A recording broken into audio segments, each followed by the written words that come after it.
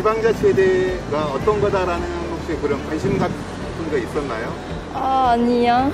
지방단체 같은 작은 곳부터 발전을 해야 큰 국가로 발전할 수 있다고 생각하지만 대통령이나 국회의원, 시장까지는 이게 좀 관심 있게 보는 편인데 그 외에 다른 부분에 대해서는 조금 관심이 없는 것 같습니다. 그냥 애초에 관심이 없으니까 생각을 안 해보게 되는 것 같아요.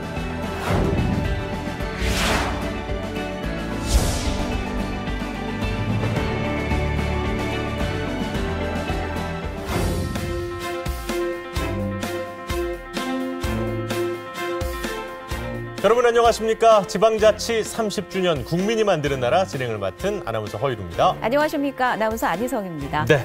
자, 국민이 만드는 나라 지방자치 30주년 오늘 두 번째 시간인데요. 그렇죠? 헌법과 조례를 주제로 해서 세종시에 위치한 KTV 스튜디오에서 인사를 드리겠습니다. 그렇습니다. 이 사실 세종시에는 행안부가 있고 정부기구도 정말 많고요. 그리고 그렇죠. 또 이제 국회도 분원이 내려온다는 이야기가 있지요. 그렇다 보니까 이곳 세종시에서 우리 프로그램을 방송하는 게 또 아주 큰 의미가 있는 것 같아요. 그렇습니다. 그리고 오늘 이 방송의 일부 순서가 예. 헌법과 지방자치거든요. 그래서 헌법 전문가이신 이분들과 함께하는 방송이 또 뜻깊은 토론이 될 것 같습니다. 그래요. 자, 인하대학교 법학전문대학원 이기우 교수 모셨습니다. 어서 오십시오. 네, 안녕하세요. 반갑습니다. 자, 그리고 한동대학교 법학부의 이구군 교수님 나와주셨습니다. 어서 오십시오. 안녕하십니까. 반갑습니다. 네. 평소에 그 지방자치에 대해서 관심이 많으셨다면 또는 또 저희 그 앞선 1회 방송을 보셨다면 그러지 않으시겠지만 그래도 여전히 헌법과 지방자치가 어떤 상관관계가 있느냐라고 그렇죠. 생각하시는 분들이 계십니다. 네. 자, 일단 지방자치, 우리 헌법에 분명히 명시된 개념인 거죠, 교수님? 예, 그렇습니다. 저는 이 헌법을 내비게이션이라고 봅니다. 적다시 말해서 이 정치와 국민 생활 또 경제를 그 방향을 제시하는 그런 내비게이션인데 이 내비게이션이 잘못되어 있으면 엉뚱한 곳으로 그 운전자를 데려가죠. 네. 그래서 이 헌법을 어떻게 정하느냐 하는 것은 곧 중앙정부도 마찬가지겠습니다만은 지방정부가 잘 굴러가느냐 아니면 못 굴러가느냐 또 그것은 국민 생활이 또 국민 행복이 달성되느냐 못 되느냐 하는 문제하고 직결된다 이렇게 볼 수 있습니다. 헌법에는 그런 자치에 대한 개념이 분명히 명시돼 있는데 실제 우리로서는 좀 멀게 느껴진다. 왜 그렇게 생각을 하십니까? 우리 헌법에 우리가 약속해 놓은 우리나라를 이렇게 만들자라고 하는 그 근본 이념으로 좀 돌아가야 한다고 생각합니다. 예. 대한민국은 민주공화국이고요. 그것을 우리가 이제 자유민주주의를 한다라고 되게 표현하지 않습니까? 그렇죠. 서양에 있는 많은 나라들의 경우에는 버텀업으로 예. 마을부터 먼저 민주주의하고 가까운 데부터 민주주의를 하다가 결국 왕을 무너뜨리고 이제 민주나라를 만들게 됐던 것인데 우리는 이제 식민지를 겪고 전쟁도 하고 그러다가 보니까 불가피하게 탑다운을 할 수밖에 없었던 겁니다. 우리 헌법은 민주공화국 이념, 자유민주주의를 내세우고 있는 이상 우리 국민들 한 사람 한 사람이 자유의 존재이고 예. 그들 사이의 관계를 스스로 민주주의에 의해서 꾸려가자라고 하는 이념을 내세우고 있고요. 우리 헌법 제1조 2항에 대한민국의 주권은 국민에게 있고 모든 권력은 국민으로부터 나온다 하고 있는데 바로 이것이 풀뿌리 민주정치를 하자라고 하는 이념의 다름 아니다. 저는 그렇게 읽습니다. 그래서 이건 우리가 그 약속한 거를 좀 빨리 제대로 실현하자라는 차원이 있다. 이 말씀 드리겠습니다. 네. 굉장히 중요한 말씀을 하셨는데 예. 모든 권력은 국민으로부터 나온다. 이렇게 해서 항상 국민 전체만 생각을 해요. 그래서 이 민주주의는 국가에서만 가능한 걸로 이렇게 이제 생각을 하는 경향이 있는데 민주주의를 설계한 이 몽테스키에라든가 이 루소에 의하면 민주주의는 조그만 마을에서만 가능하다는 겁니다. 예. 우리가 이 국민이라고 할 때는 전체 국민이 있고 그렇죠. 부분 국민이 있습니다. 예. 마을 단위의 주민은 부분 국민이죠. 그래서 이 국가 전체의 국민이 결정을 하고 권력을 행사하고 결정을 하는 거는 국가 전체에 관련된 문제고 우리 동네 문제에 대해서는 주권이 누구한테 있느냐 주민에게 있다 이렇게 봐야 됩니다. 그렇기 때문에 모든 지방 권력은 주민으로부터 나온다. 예. 이렇게 말을 바꿀 수 있다고 저는 봐요. 국민은 원래 자치권을 다 모두 가지고 있는데 그 권한을 이제 지방 정부에 위임을 한 거네요. 그렇게 보셔야지 정확한데요. 네. 예. 우리가 지금 그렇게 생각을 잘 못하게 되는 이유가 좀 있다고 생각합니다. 네. 사실 우리 그 지방 제도가 이 조선시대만 하더라도 어느 정도 자치적인 측면이 많이 있었습니다. 그런데 이게 식민지 시절을 거치면서 사실 일제의 식민지 체제는 의회나 대의 정치가 없는 행정 일변도의 일종의 군정 체제였습니다. 헌병이 경찰을 대신하는 체제였고요. 일제의 조선 총독들이 대부분 육군 대장들이었고 네. 그렇기 때문에 일제 시대에 어느 정도 틀이 잡힌 우리 지방 제도가 행정 관료들을 중심으로 하는 지방 통치로 굳어졌고 그것이 지방자치가 제대로 이루어지지 못하는 상태에서 대한민국에까지 이어져 오다 보니까 마치 지방자치는 주민들과 상관없이 관료가 하는 것처럼 생각하는 경향이 생겼습니다. 자치권에 관한 개념도 좁은 의미의 법적 개념으로 보면 지방정부가 행사하는 통치권이다라고 볼 수도 있겠지만 네. 우리나라 전체의 헌법 구조에서 보면 그건 어울리지 않는 말입니다. 주권이 국민에게서 나오는데 어떻게 지방정부의 통치권은 그것과 아무 상관없이 정당화될 수가 있겠습니까? 그렇죠. 그래서 우리 이기우 교수님이나 저나 지방분권 개헌을 주장하면서 우리 헌법의 기본권 목록 안에다가 모든 국민은 헌법과 법률이 정하는 바에 따라 주민으로서 자치권을 가진다라고 하는 기본권을 규정하는 걸 심각하게 고려할 필요가 있다. 이런 주장들을 했는데요. 사실 국민 주권이 마을 단위에서 또 지방자치의 그 단위들에서 표현된 거 이게 바로 자치권이고 그 주민으로서의 자치권을 위임받아서 지방정부가 행사하는 것이다. 이렇게 가는 것이 아주 쉽고 논리적이라고 생각합니다. 그러니까 헌법에 자치분권의 개념이 탑재된다면 이 자치권이 좀 더 피부에 가깝게 와닿을 수 있을 것이다. 지금도 사실 해석을 하면 그렇게 할 수 있는데요. 네. 중간에 몇 고리가 좀 빠져 있습니다. 그래서 아까 말씀드린 것과 같은 몇 조항들을 아예 다르게 해석하지 못하도록 집어넣자. 그게 이제 저희 같은 사람들의 주장인 것이죠. 네. 헌법과 지방자치 이야기 이어가고 있는데요. 네.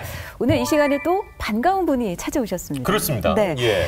우리나라 지방자치 역사에 있어서 역시 빼놓을 수 없는 분이신데요. 영상으로 만나보겠습니다. 네, 정세균 전 국무총리 모셨습니다. 안녕하십니까? 안녕하십니까? 네, 안녕하세요. 반갑습니다. 예, 시청자 여러분께 인사 좀 부탁드리겠습니다. 제가 무엇보다도 자치분권이나 지방자치에 관심이 많은 사람이어서 특히 이제 국가 균형 발전에 대해서 뭐 기여할 일이 있으면 기여하고 싶은 것이 저의 생각입니다. 그렇다면 이제 정 전 총리께서 보시기에 지금 현재 우리나라의 지방자치 수준은 뭐 어느 정도라고 보십니까? 처음 이제 30년이 된 걸로 돼 있지 않습니까? 지금 역사가. 처음 시작할 때에 비해서 지금 굉장히 많이 발전했죠. 특히 아주 창의적이고 또 역량도 매우 커졌다고 생각합니다. 그럼에도 불구하고 자치 입법권이라든지 자치 재정권 이 양 측면이 매우 중요한 부분인데 그런 측면에 있어서는 아직도 미진한 부분이 많고 개선해야 될 과제들이 매우 많다고 저는 평가하고 싶습니다. 네. 근데 헌법과 지방자치에 대해서는 전 총리님 그 생각이 어떠신지요? 평소에 이제 정부의 역할이 좀 작아져야 된다 이런 강조도 많이 해 오셨는데요. 헌법이 지방자치를 오히려 좀 가로막고 있다, 저해하고 있다 이런 의견이 있습니다. 어떠십니까, 생각이? 예, 우리 헌법이 이제 130개조로 구성이 되어 있는데 지방자치 관련해 가지고는 이제 2개 조항이 들어 있어요. 그런데 사실은 그 2개 조항도 지방자치를 실시한다는 내용과 또 의회를 둔다는 것 그리고 여러 가지 지방자치와 관련된 내용들은 법률이 정하는 바에 의해서 한다고 하는 정도의 수준이어서 사실은 우리 헌법이 지방자치에 대해서는 매우 인색하다 이렇게 저는 평가를 할 수밖에 없습니다. 그런 차원에서 본다면 앞으로 헌법이 지방자치에 대해서 좀 더 확실하고 풍부한 그런 규정들이 만들어져야 된다고 봅니다. 네. 국가 균형 발전에 대해서도 이제 평소에 관심이 많으셨고, 이제 다음 정부에서는 그럼 지방자치 정책이 어떤 방향으로 좀 더 노력을 경주해야 된다고 생각하시는지요?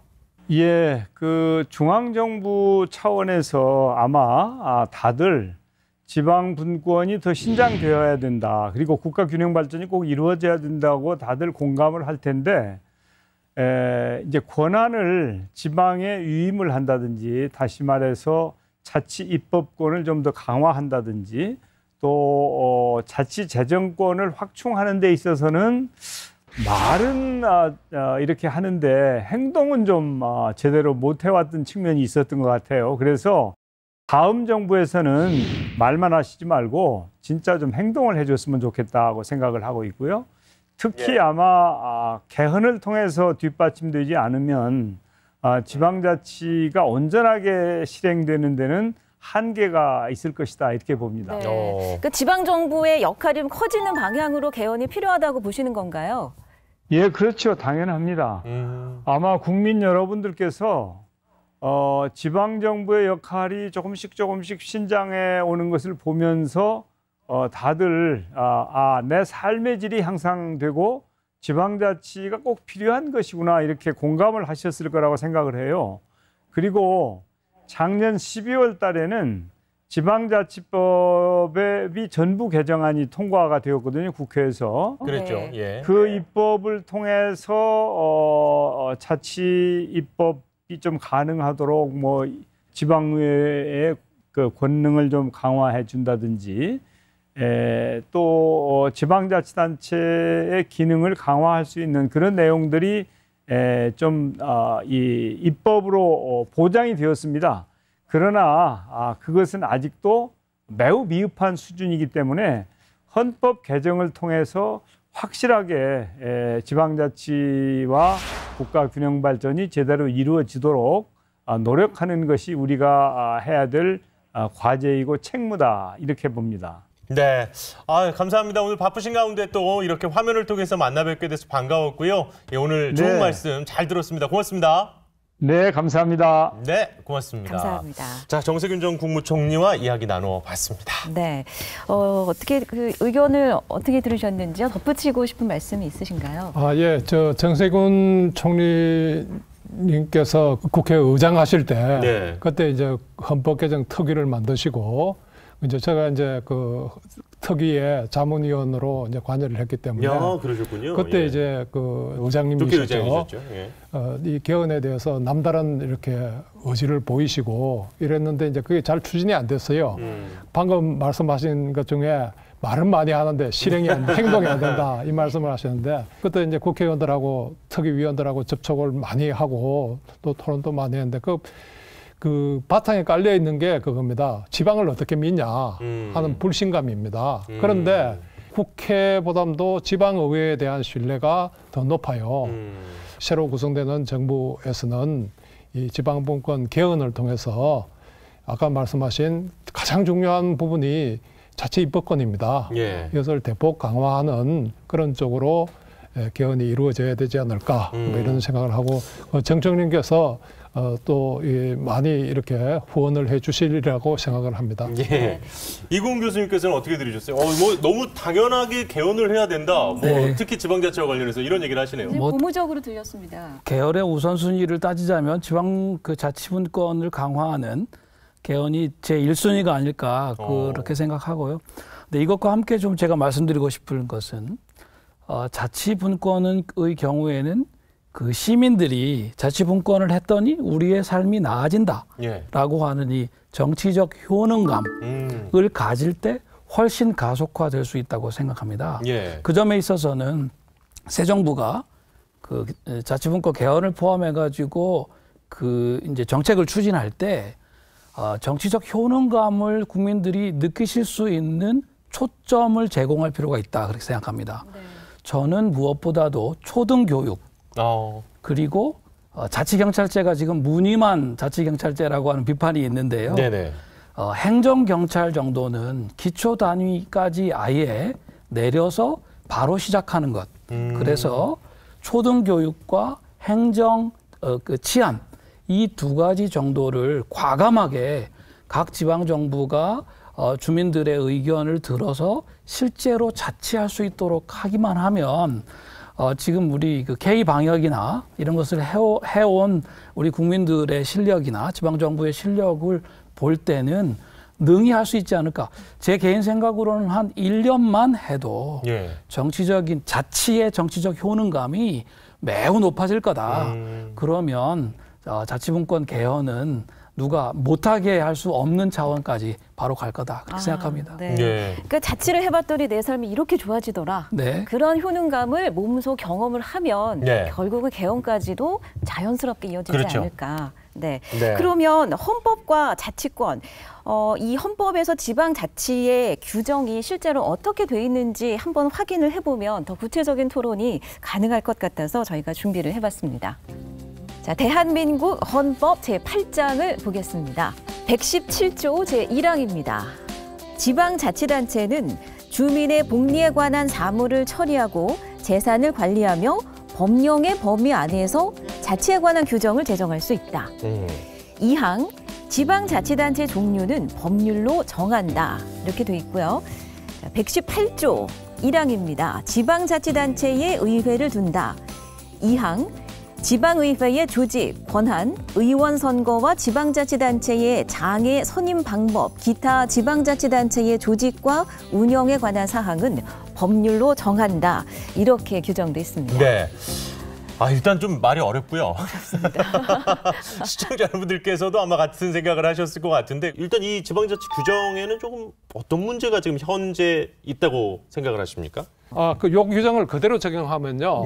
여기 법령의 범위 안에서 이렇게 놓고 있는데 117조 1항. 근데 이게 법령에서 국회와 이제 이 대통령령, 총리령 부령에서 너무 상세하게 규정해가지고 이 재량권을 뭐 독자적인 결정을 할 수 없도록 이렇게 묶어놓고 있습니다. 근데 기본적으로 우리는 지방자치단체를 해가지고 마을 단위의 아주 작은 지방자치단체하고 뭐 도나 이 경기도 같이 막 큰 이런 하고 똑같이 취급을 해요. 이러니까 이게 미스매치가 일어나는 거죠. 그래서 그 다른 나라 헌법도 이렇게 보면 되게 우리 읍면 수준 이런 작은 단체에 대해서는 이런 정도로 규정을 합니다. 그리고 해석을 통해서 그거를 이제 이렇게 확대시켜 나가고 도에 대해서는 입법권부터 시작해가지고 아주 상세하게 이렇게 규정을 하고 있습니다. 뭐 그런 점에서 우리가 지금 그 결정적으로 부족한 점은 이제 이 도에 대한 뭐 인구 1,300만 원 경기도도 뭐 저기 인구 한 뭐 몇만 명 되는 이런 데하고 똑같이 지금 취급을 하고 있어서 거기서 이제 문제가 발생을 합니다. 그래서 지금 이제 우리가 만약에 이제 헌법을 보완한다면 이거를 이게 도 정도만 돼도 굉장히 큰 일을 할 수가 있잖아요. 그러면 여기서 큰 일을 할 수 있도록 그 권능을 부여해야 되는데 지금은 이제 어떻게 돼 있냐면 소위 말해서 초등학생들을 교육을 하는 또 유치원생들을 교육을 하는 그런 규정을 가지고 이제 성인이 된 어른이 된 이 도한테 어른처럼 덩치가 큰 일을 하라 그러니까 급이 안 맞네요. 그러니까 이제 헌법이 그 도에 대해서는 어떤 역할을 하느냐. 일을 하지 못하도록 손발을 묶어놓고 있습니다. 오히려 딱 가둬버리는 거죠? 가둬버리는. 근데 그것보다도 더 심각한 문제가 있습니다. 여기 이제 인용을 안 했는데 지금 항상 보통의 헌법학자들하고 이 지방자치를 전공하는 분들하고 이제 충돌이 생기는 부분이 있습니다. 그게 헌법 37조 2항입니다. 자, 저희가 또 화면으로 준비를 좀 해봤거든요. 37조 2항 한번 보겠습니다. 자, 국민의 모든 자유와 권리는 국가안전보장, 질서유지 또는 공공복리를 위하여 필요한 경우에 한하여 법률로서 제한할 수 있으며 제한하는 경우에도 이 자유와 권리의 본질적인 내용을 침해할 수 없다. 이런 내용이네요. 그게 이제 핵심적인 내용이 법률로서라는 부분입니다. 이거는 이제 법률에 근거하여라고 이제 이렇게 해석을 하는데 뭐 예를 들면 동네 그 아파트에 어린이 놀이터에 그 동네 청년들이 밤에 이제 소주를 마시고 병을 깨가지고 이제 그 놀이터에 뿌리고 이렇게 가면 이제 다음에 애들도 다치고 다치죠. 밤에 또 술 먹으면서 시끄러우니까 이웃 사람들이 당연히 항의를 하고 신고도 넣고 뭐 그러겠죠. 뭐 평화로운 생활을 그렇죠. 해치는 거죠. 네네네. 그래도 그거를 그 조항의 법률에 근거가 없으면 어떻게 해볼 수가 없어요. 그래서 실제로 이제 이게 서울시의회에서 겪었던 그런 문제. 조례를 제정하니까 그 법률에 근거 없이 왜 그런 조례를 정하냐. 네. 그러니까 몇 시 이후에 공원에서는 술 먹지 말자 이런 조례를 해도 법에 없으니까. 위임을 안 해줬으니까 네. 못한다. 이런 식으로 해서 손발을 묶는 거죠. 그러니까 쉽게 말하면 이 지방자치단체는 법률이나 법률에 의한 명령에 의해서 시키지 않으면 일을 하지 마라. 이러니까 이제 손발이 콱 묶여버리는 거죠. 그래서 정말 지방 정치인들이나 주민들이 정말 우리 지방을 위해서 헌신적으로 일을 하고 싶어도 일을 하지 못하도록 묶고 있는 겁니다.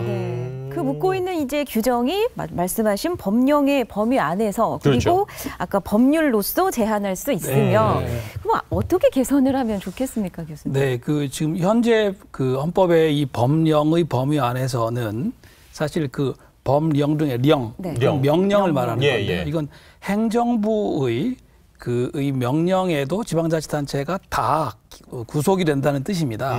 그렇기 때문에 아까 말씀드린 대로 그 일제시대부터 내려오는 행정 중심의 지방제도 이 관성을 깨려면 일단 영자는 떼내야 될 것 같습니다. 법률의 범위 안에서 한다 이렇게 이제 돼야 될 것 같고요. 이게 법령과 법률 한 글자 차이인데 상당히 영향이 많이 달라지는군요. 굉장히 차이가. 굉장히 달라지는 거고요. 그다음에 아마 문재인 대통령께서 후보 시절에 공약을 하셨기 때문에 기억하실 겁니다. 준연방제를 하겠다. 근데 준연방제의 뜻이 뭐냐면 경기도나 서울시나 부산시 정도 되는 광역자치단체의 의회라면 국민의 기본권을 제한할 수 있는 법률 또는 법률에 준하는 규칙을 만들 수 있게 해야 한다라는 겁니다. 근데 지금 이게 우리 현재의 헌법 구조하에서는 해석을 통해서 그 돌파하기가 매우 어려운 상황이 되어 있습니다. 그렇기 때문에 저희들처럼 헌법 개정을 주장하는 사람들은 최소한 광역자치의회가 자치 법률을 제정할 수 있도록 하는 헌법 개정이 필요하다. 그래서 이제 서울특별시 법률, 경기도 법률, 세종시 법률 같은 것들이 있으면 그 법률을 가지고 국민의 기본권을 필요한 범위 내에서 제한할 수 있도록 해야 실질적으로 민주주의가 가능하다. 이런 말씀을 좀 드리고 싶은 그야말로 겁니다. 자치 입법권이 아주 의미 있게 확대되는 거네요. 한 가지만 예를 드리겠습니다. 몇 년 전에 지방도시에서 그 도심 한가운데 사우나에서 큰 불이 났는데 거기 이 소방차가 들어가려고 하니까는 그 불법 주차된 차들이 있었는데 그걸 끌어낼 수 있는 권한이 소방관들에게 없어서 아까운 인명이 많이 상했습니다. 근데 이게 되려면 도로교통법, 소방법 등을 바꾸면 되는데 우리 국회가 이걸 제때 바꿔주지 않았습니다. 그래서 6개월 뒤에 다른 지방도시에서 거의 비슷한 일이 있었습니다. 저는 이 정도의 일은 국회가 할 일이 아니라고 생각합니다. 만약에 그걸 충청북도 의회가 자치법률로 정할 수 있게 했다고 하면 그런 일이 나자마자 바꿨을 것이고 아니 그런 일이 있기 전에 불자동차가 들어가게 하기 위해서 차 좀 상하더라도 끌어내는 게 뭐가 문제냐라고 도의회가 정했으면 되는 일입니다. 저는 이런 식의 약간 좀 흥분해서 드린 말씀입니다만 우리 국회가 일을 잘 안 하세요. 그래서 국회만 보고 있다가 국민들이 손해가 너무 막심합니다.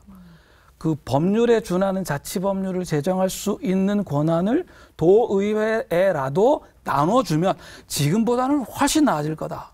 그게 이제 말씀하신 준연방제라는 게 미국 같은 경우에는 주마다 법이 좀 다 다르잖아요. 그렇습니다. 연방법은 따로 있고 그런 이야기를 지금 해주신 것 같은데. 한 가지 좀 더 추가할 거는 이게 37조 2항에 법률로서 자유와 권리를 제한할 수 있다 이렇게 되는데 이거를 지방에서 그걸 해결해 나가는 방법이 있습니다. 예를 들어서 스위스에서는 이미 그 연방 대법원 판결을 통해서 이 지방자치단체의 조례는 법률이다 이렇게 해석을 하는 겁니다. 그게 곧 법률이다. 그래서 그 1925년 이후에는 뭐 스위스에서는 뭐 조례로 세금 부과부터 위험 방지를 위한 이 자유와 권리의 제한, 아까 소방도로 뭐 이런 예. 것에 대한 규제 뭐 이런 걸 지방에서 알아서 합니다. 그런데 우리는 이제 이게 헌법학자들이 좀 완고한 분들이 많아요. 예. 우리 이국웅 교수님은 그렇지 않지만. 네. 그래서 이거를 꼭 국회에서 정한 그 법률만 법률이라고 이렇게 봐요. 그런데 우리 헌법에는 법률에 대한 정의가 없어요. 예. 그렇기 때문에 이걸 확대해서 해결하면 되는데 그게 이제 우리 완고한 헌법학자들 또 그 판사들, 법률가들 이건 문제를 해결할 수 없어서 아까 이국웅 교수가 함께 일하면서 이걸 그러면 지방 시도의 이 조례를 자치법률로 바꾸자. 예. 이런 이제 국리의 지책으로 그런 방안도 내놓았던 거죠. 그러니까 지금 일단은 두 분이 하시는 얘기는 같은데 차라리 지방에서 법률을 제정할 수 있게 하자는 말씀과 지방에서 법률을 제정 자체가 하도 어렵다 그러니 조례는 지금 만들고 있으니까 조례를 법률로 하면 된다. 지금 같은 맥락이신 것 같아요. 예, 두 분의 그래요. 말씀은 사실. 예. 현실적으로는 아까 이국웅 교수님 말한 자치법률로 하는 게 그 헌법 해석의 어려움을 극복하는 방법이죠. 네. 네. 그렇다 보니까 또 개헌을 할 때 자치와 관련한 이런 이야기들을 반드시 조금 더 강화를 했으면 좋겠다라는 의견도 그렇습니다. 계속 말씀을 해주고 계십니다. 네. 헌법 속의 기본권으로서의 우리 주민들의 자치권이 분명하게 명시가 돼야 된다라는 네. 말씀을 강조해주고 싶으신데요. 그래요. 자, 이런 국민적 논의에 또 의견을 꼭 피력하고 싶다는 분이 계셔서 오늘 예. 저희가 또 연결을 해보겠습니다. 네. 이광재 국회의원이십니다. 의원님 안녕하십니까? 네, 안녕하세요. 네. 반갑습니다. 반갑습니다. 먼저 우리 시청자 여러분들께 인사 좀 부탁드리겠습니다. 안녕하세요. 이광재입니다. 네, 열심히 하겠습니다. 예. 저희가요, 의원님, 그 스튜디오에 두 헌법학자분을 모시고 그 헌법과 지방자치 이야기를 해보고 있습니다. 의원님께서 생각하시는 헌법에 규정된 지방자치는 어떻다고 보시는지요? 기본적으로 명목상 돼 있지 실질이 없죠. 첫 번째로는 헌법 제120조의 균형 발전이 있는데 이 균형 발전이 이루어지기 위해서는 결국은 지방자치가 스스로 법률과 예산, 인사 조직권을 가져야 되는데 이 부분이 기본적으로 존재하지 않는 거죠. 또 하나는 헌법 제117조의 자치권인데 네. 균형 발전과 자치권 이 두 가지를 한꺼번에 다 주어야만 저는 지방자치가 지방자치답게 스스로 혼자 걸어갈 수 있고 일할 수 있고 사업을 할 수 있다고 봅니다. 지금 여기 계신 그 교수님 중에 한 분께서 아까 그 얘기를 하셨어요. 국회에서 법안을 새로 하는 데까지 너무 오래 걸린다. 그래서 일정 부분까지는 지방의회, 특히 뭐 광역단체의 지방의회라든지 이 정도에서 지방 법률을 만드는 것도 좀 고려해봐야 된다. 이런 의견도 내주셨는데 지금 국회에 계시니까 어떤 의견이신지도 좀 궁금합니다. 저는 기본적으로 그 지방자치단체에서 법률을 만들 수 있는 게 저는 제일 중요하다고 봅니다. 제가 도지사 할 때 여러분 일을 하세요라고 하면은 법으로 할 수가 없는데 근데 왜 법이 안 바뀌는 거죠? 국회의원이 안 바꿔주는 거죠? 국회의원이 왜 안 바꿔주는 거죠? 라고 하면 우리가 지방에서 세세하게 일어나는 일들을 국회가 다 모릅니다. 한 가지 단적인 예로요. 강원도 눈이 많이 내리지 않습니까? 그렇죠. 근데 눈을 치우는 예산이 그때 평창 동계올림픽 할 때 무려 한 100억 정도가 더 들어가야 되는 거예요. 근데 이 예산을 쓸 수가 없어요. 그래서 돈을 더 받아야 되는데 중앙정부는 안 준다는 거예요. 그래서 전 세계 법률을 조사해 보니까 일본, 캐나다 같은 경우에는 평균보다 압도적으로 적설량이 많게 되면은 중앙정부가 50% 이상을 보조하는 법률이 있습니다. 다른 데 같은 경우에는 지방자치가 스스로 쓸 수 있게 돼 있고요. 예. 그 규정을 가지고 예산을 많이 받은 적이 있었는데요. 저는 지방에서 지방의 특성으로 나타날 수 있는 구체적인 사례들을 현장이 더 많이 알기 때문에 지방자치단체의 법률을 제정할 수 있는 권한을 주는 게 저는 맞다고 봅니다. 적극 찬성하시네요. 그러네요. 예. 네. 자, 이제 곧 어쨌든 차기 정부가 들어서고 계속해서 당분간 국회의원 회기는 임기는 계속 남아있는 상황이 될 겁니다. 그죠? 예. 다음 정부에서의 지방자치 정책 어떻게 해야 된다고 생각하시는지 끝으로 좀 의견 좀 듣겠습니다. 저는 헌법을 개정하는 게 제일 중요하다. 그래서 균형 발전과 자치권을 주는 게 제일 중요하다고 보고요. 그 다음에 두 번째로는 강원도 같은 경우에는 이 자치 조직권으로서 특별자치도를 만들어낼 수 있어야 된다고 봅니다. 제주도처럼요. 그래서 다양한 실험을 해봐야 강원도는 알프스처럼 만드는 것을 스위스처럼 국가가 되는 그런 길을 한번 가봐야 되는 거고, 또 서울은 서울의 길을 가야 되는 거죠. 그래서 특별자치도를 만들 수 있는 길을 가야 된다고 봅니다.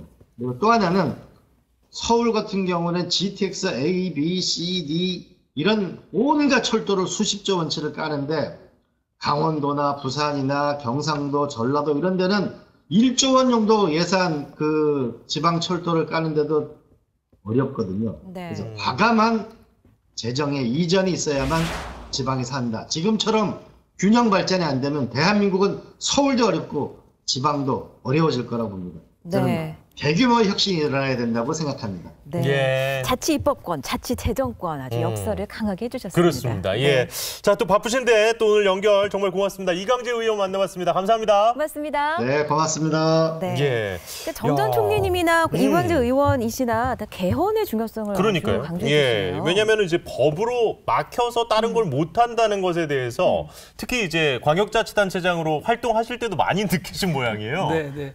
아마 뼈에 사무치게 느끼셨던 것 같습니다. 그래서 말씀하시는 것 같고요. 예. 저는 개헌 말씀을 주셨으니까 개헌의 시기가 아주 중요하다. 그 말씀 드리겠습니다.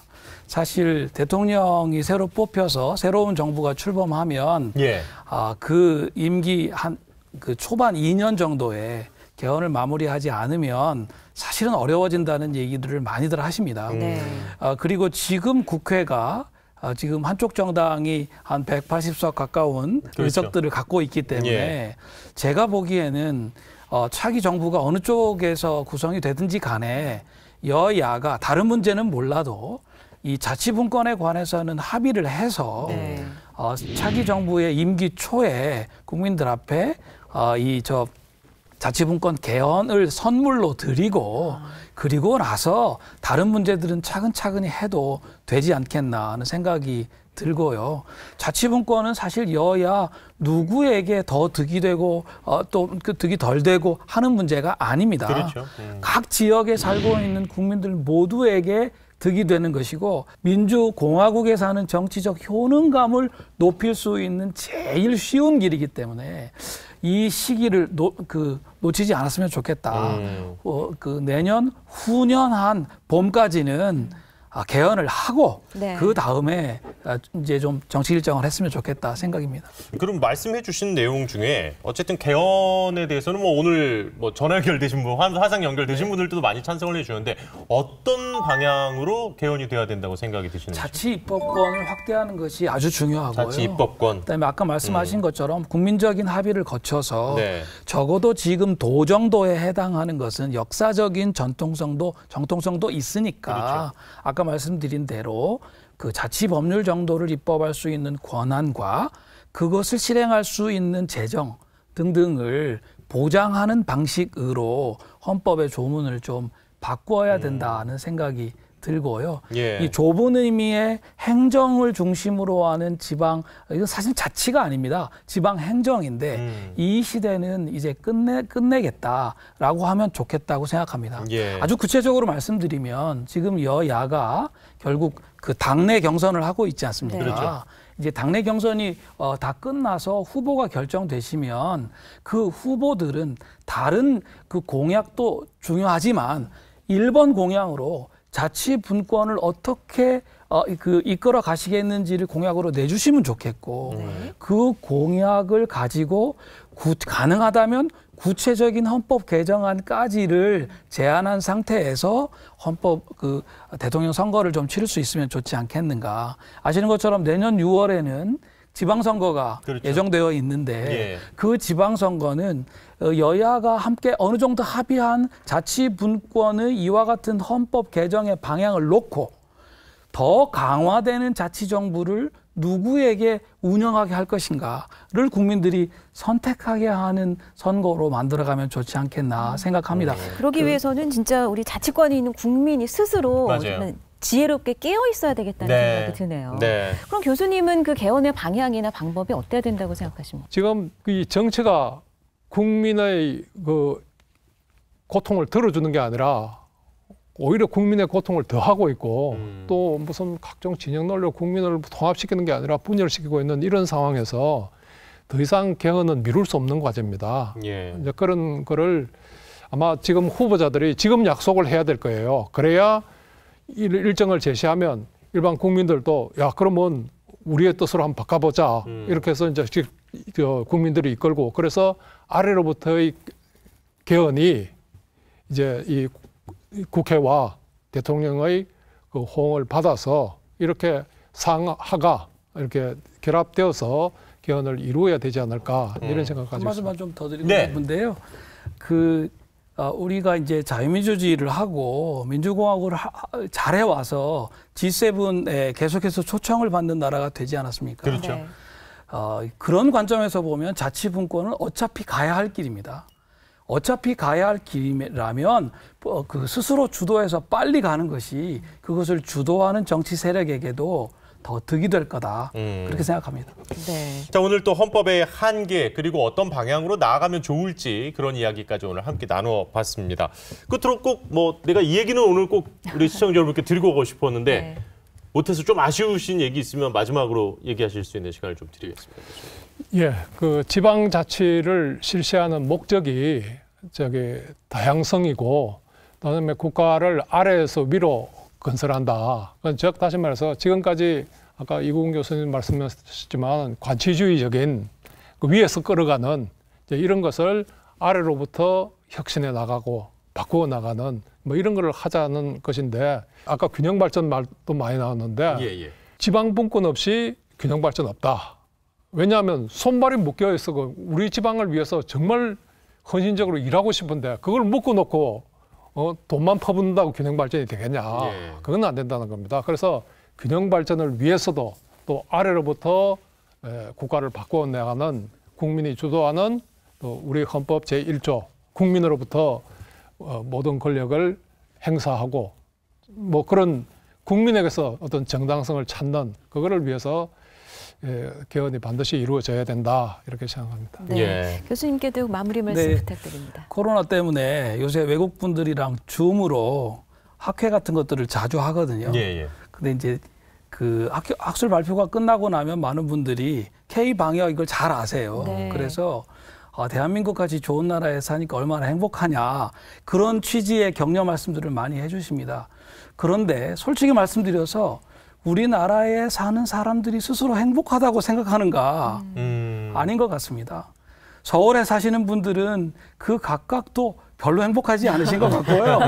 지방에, 저는 포항에 사는데, 지방에 사는 분들은 2등 시민이 된 거 아닌가 하는 식의 좀 열패감이 솔직히 있는 것 같습니다. 밖에서 보는 만큼은 우리가 스스로 행복해져야 되지 않겠습니까? 이 행복감을 느낄 수 있는 가장 빠른 길, 지방자치를 확실히 하는 겁니다. 네. 민주주의를 가까운 단위에서부터 제대로 하는 겁니다. 그러니까 우리의 행복 지수를 높일 수 있는 열쇠는 지방자치, 그렇죠. 균형 발전 안에 있네요. 그리고 이제 아까 계속 말씀하신 그 효능감이라는 게 실질적으로 내가 무언가 의견을 냈을 때 그게 바뀌는 걸 보면 더 적극적이 되고 더 고민하게 되지 않습니까? 그 실질적으로 좋은 예가 있는데요. 네네. 그 얘기까지 스위스의 그 유명한 경제학자입니다. 그 브루노 프라이 교수인데요. 이분이 평생 연구를 한 게 행복하고 지방자치하고 어떤 관계가 있느냐. 그래서 그분이 연구해 본 결과 지방 분권이 많이 된 지역일수록 행복지수가 높아지더라. 또한 국민들이 직접 결정하고 주민들이 직접 결정하는 직접 민주주의가 많이 될수록 행복지수가 높아지더라 하는 것을 실증적으로 연구를 해서 행복 경제학의 혁명이라는 책을 내놨습니다. 그렇군요. 바쁘신 가운데 또 귀한 시간 내주셨습니다. 두 분 교수님 오늘 시간 내주셔서 고맙습니다. 고맙습니다. 네. 자, 이제 2부에서는요. 조례를 소재로 자치권 이야기 또 이어가도록 하겠습니다. 네. 자, 그럼 저희는 2부 조례와 지방자치로 찾아뵙겠습니다. 잠시만요.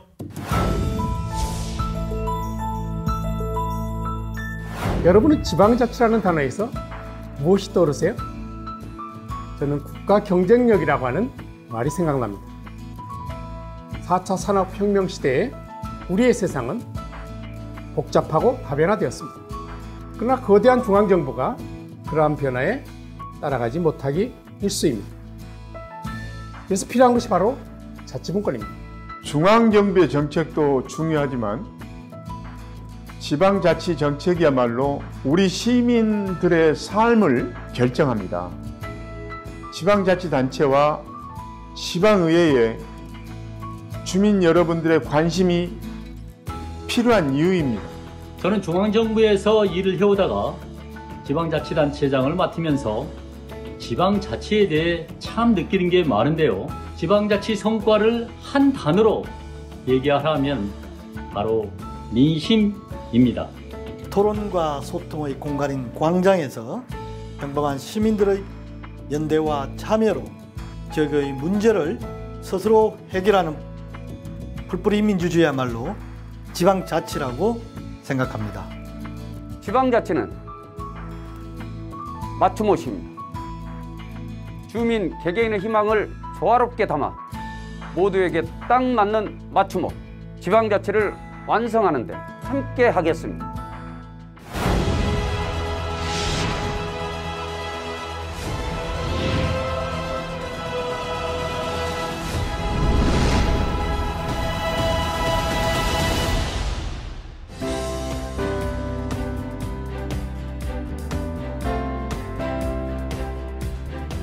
지방자치 30주년 국민이 만드는 나라 2부의 문을 활짝 열겠습니다. 2부에서는 우리 지방자치 그리고 조례에 대한 이야기 함께 나눠보도록 하겠습니다. 네, 자, 2부 함께해 주실 분들 소개해드리겠습니다. 박정현 대전광역시 대덕구청장 나와주셨습니다. 네, 안녕하세요. 내 삶이 달라지는 행복대덕 박정현 구청장입니다. 반갑습니다. 네, 어서 오십시오. 네. 차재권 부산부경대학교 정치학과 교수 나와주셨습니다. 예, 안녕하십니까. 부경대학교 차재건입니다. 네, 그리고 이향수 건국대학교 공공인재학부 교수 자리해 주셨습니다. 네, 안녕하세요. 건국대학교 이향수입니다. 네, 어서 오십시오. 네. 또 이렇게 또 귀한 시간 함께 해 주셨습니다. 네. 자, 오늘 주제가 2부는 조례와 지방자치. 앞서서 우리가 헌법과 지방자치. 관련한 지방자치에 대한 이야기를 좀 나눠봤었는데요.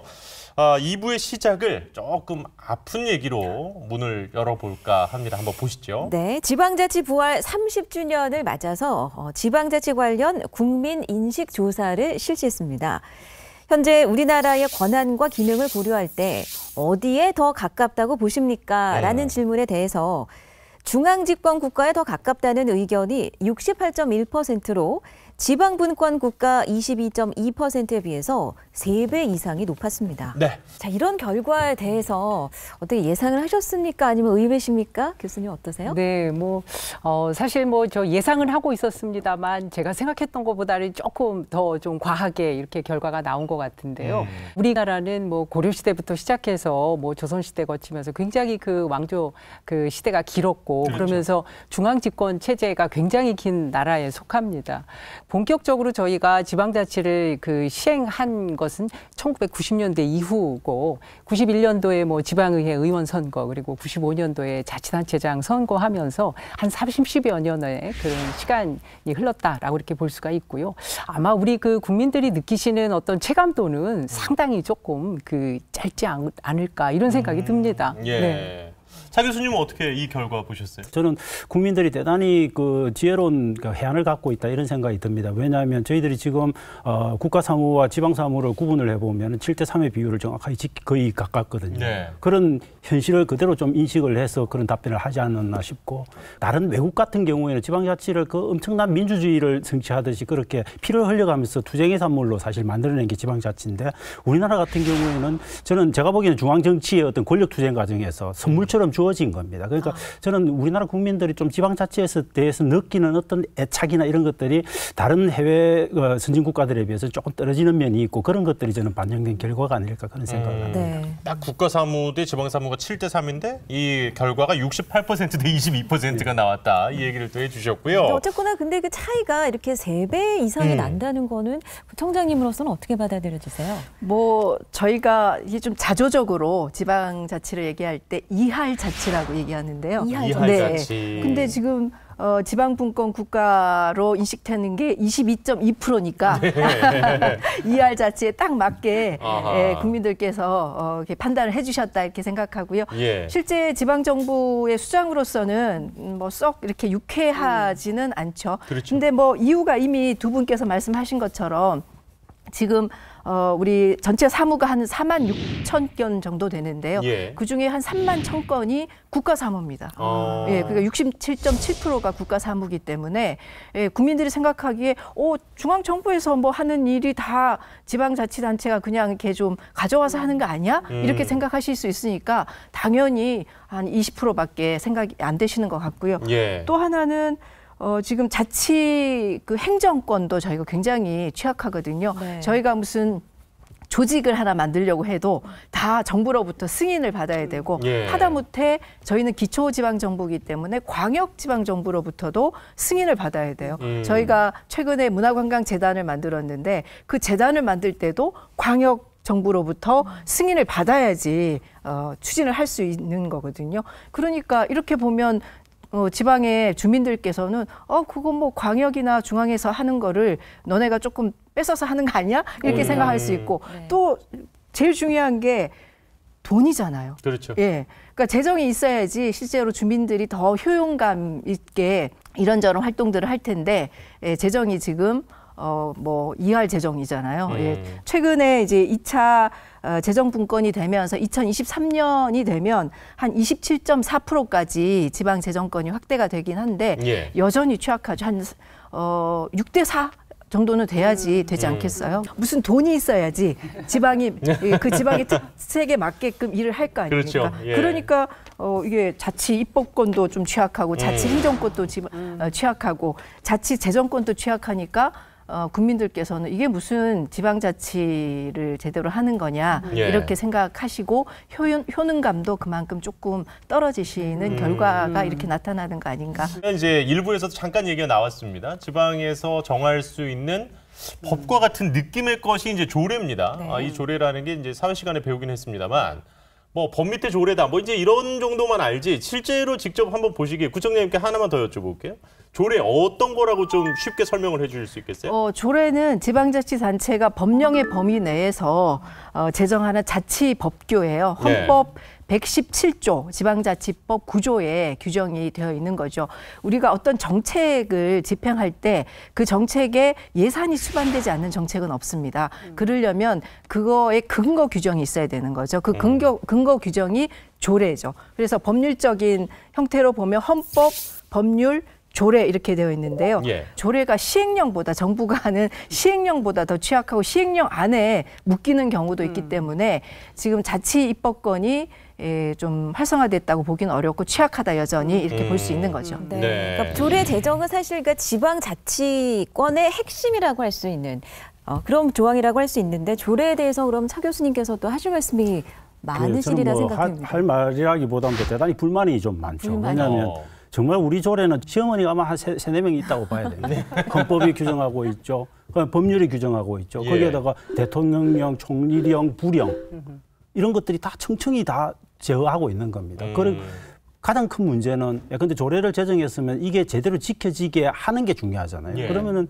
지방자치단체들이 조례를 위반한 뭐 업체라든지 주민들에 대해서 통제를 할 수 있어야 됩니다. 그렇죠. 그런데 그걸 전혀 통제하기가 어렵습니다. 저희가 이제 필요한 의무를 부과할 수 있지 않습니까? 그렇죠. 지역의 특성에게 맞게. 근데 의무를 부과하거나 이러려면 반드시 법령에 있어야 돼요. 그렇지 않고 그 법령에 없는 의무 부과 조례를 만들면 그건 문제가 되는 거죠. 왜냐하면 지금 조례 위반했을 때 지방자치단체장이 가할 수 있는 범위는 과태료 1천만 원 범위. 그건 사실은 거의 경범죄 관리하는 수준밖에 안 되는 거죠. 이런 것들을 못하게 아예 막아놓은 부분도 있고 그다음에 또 조례를 만드는데 조례는 이래야 돼라고 하는 표준 조례안을 아예 행정안전부가 제공하고 있습니다. 그러니까 그 틀 안에서 만들게 자꾸 유도를 하고 있는 부분이 있어서 지방자치단체장들이 조금 지역의 특색에 맞는 조금 상상력을 발휘할 수 없게 저는 제약하고 있는 부분들이 있어서 저는 이런 차제에 좀 그런 것들을 좀 뚫고 나가는 지방자치단체 자체의 노력들이 좀 필요하고 지역 주민들의 노력이 좀 필요하다. 그래서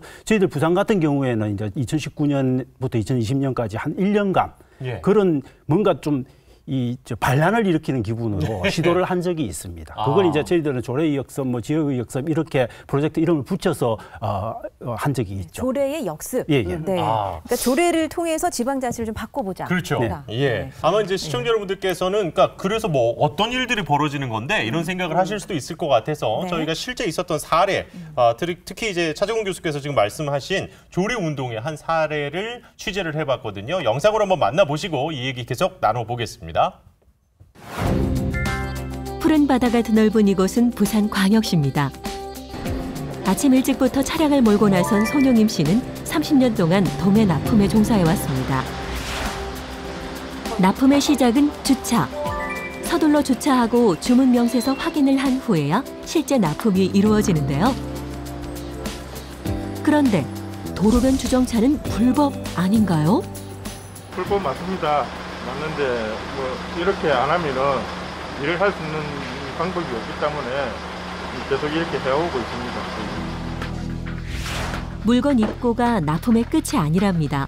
상품 진열에 이어 유통기한 확인까지 해주어야 한다는데요. 작업 몇 시간이나 하시는 거예요? 한 이 정도 물량 같으면 한 2시간은 더 잡아야죠.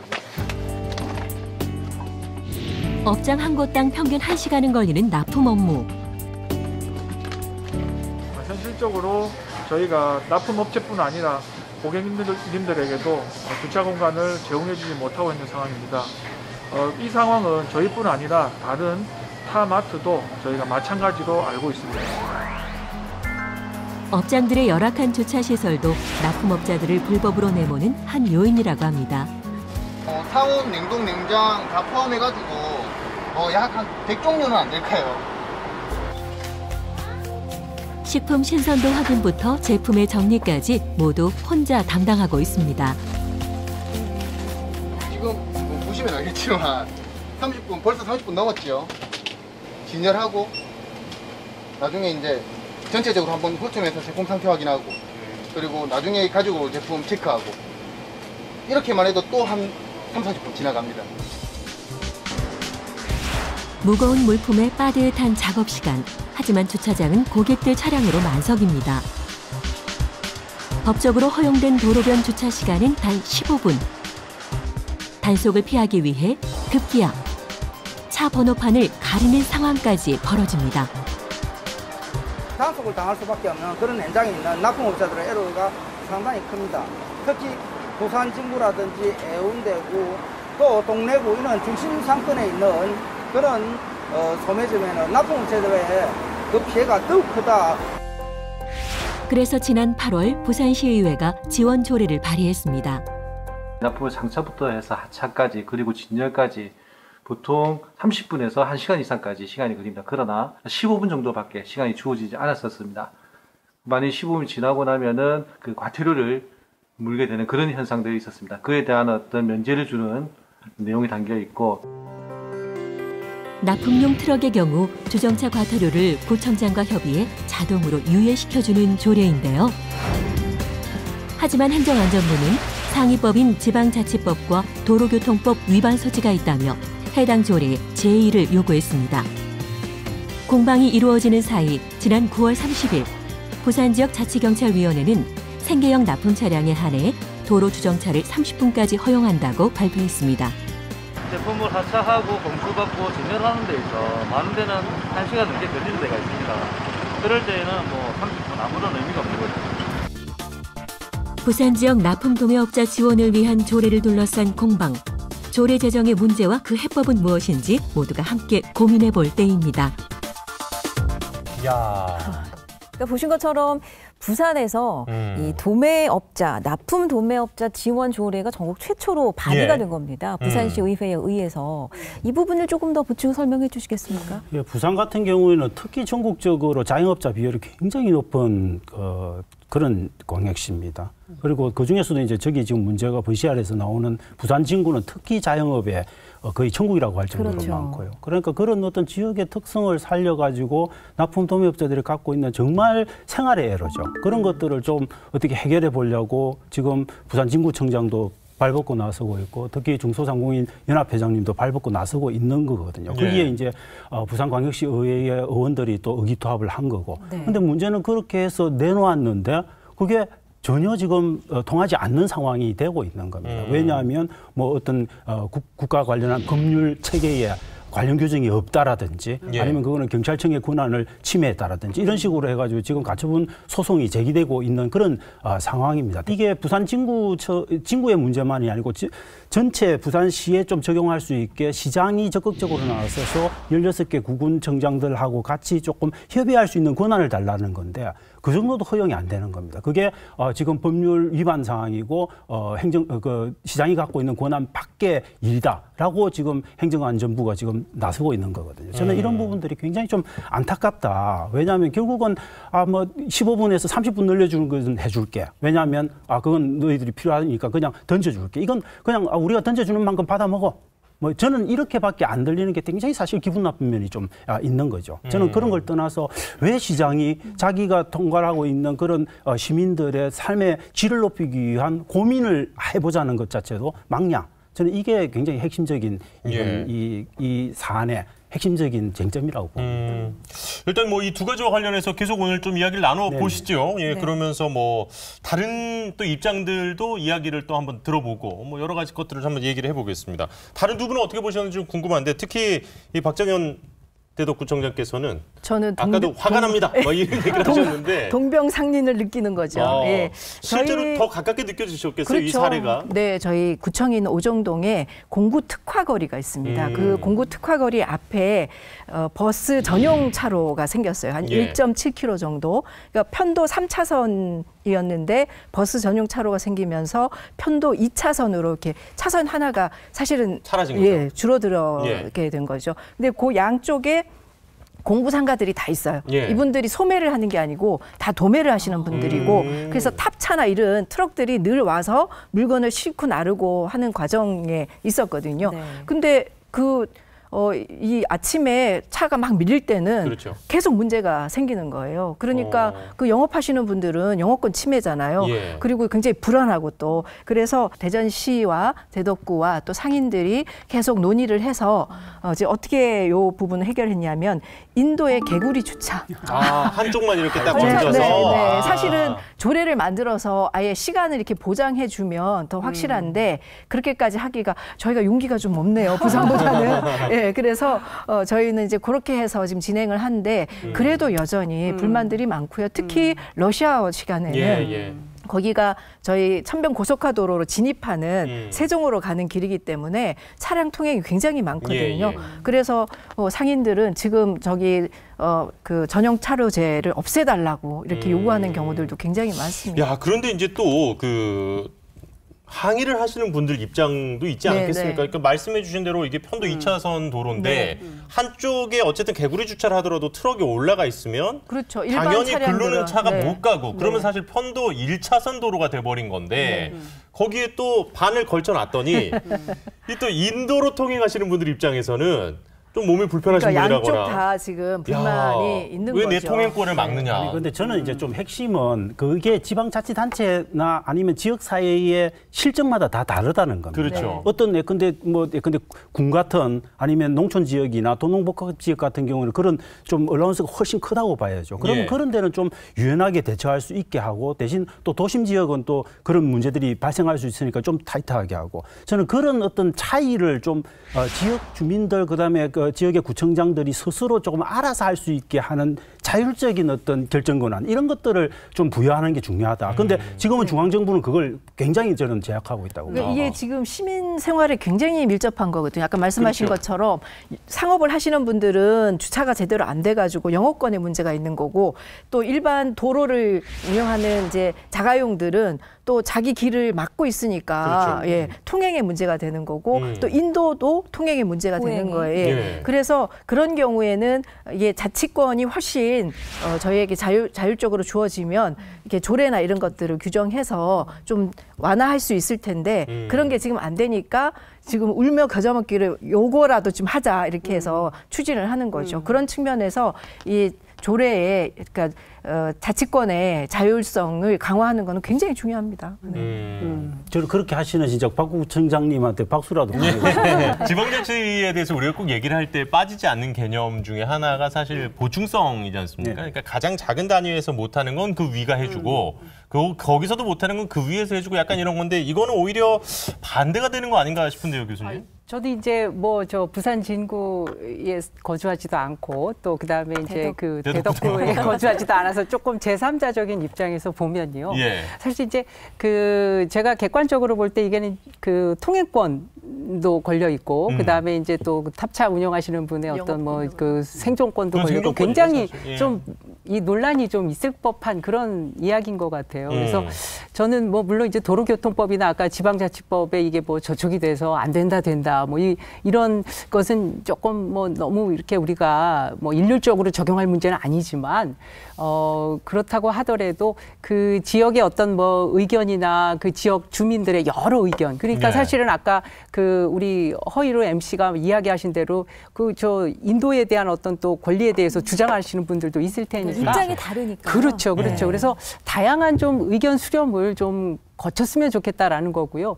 제가 그 조례 제정이나 이런 그 지역에 이렇게 보면 사실은 이제 어떤 입법 예고나 뭐 공청회나 이런 과정들이 굉장히 조금 간소화해서 이렇게 지나가는 경우가 많습니다. 그래서 특히 이런 논란이 많은 사안에 대해서는 조금 저희가 그런 주민들의 의견 수렴 절차를 조금 이렇게 거치는 게 어떨까 이런 생각이 들고요. 또 한 가지만 좀 더 말씀을 드리면 아까 이제 저희 차재관 교수님도 말씀하셨는데 그 상위법에 있거나 특히 저는 상위법에 있는 것도 그렇지만 이 법이 없을 경우에 상위법이 없을 경우에 그 특히 이제 법률의 사각지대라고 하는데 해당되는 그 지역의 현안이나 이런 것들은 굉장히 지역에서 정말 해결하기가 너무 어렵거든요. 그래서 그런 부분에 있어서는 조금 더 조례 제정에 있어서 우리가 좀 권한을 지방에 조금 많이 이렇게 드려야 되지 않을까 이런 생각을 했습니다. 네, 차 교수님. 저는 지방자치를 잘하는 국가들은 방금 이양수 교수님이 말씀하셨듯이 법의 사각지대에 있고 법률에 의해서 제대로 통제되지 않은 영역에 있는 사안을 지방자치단체가 건드릴 경우에는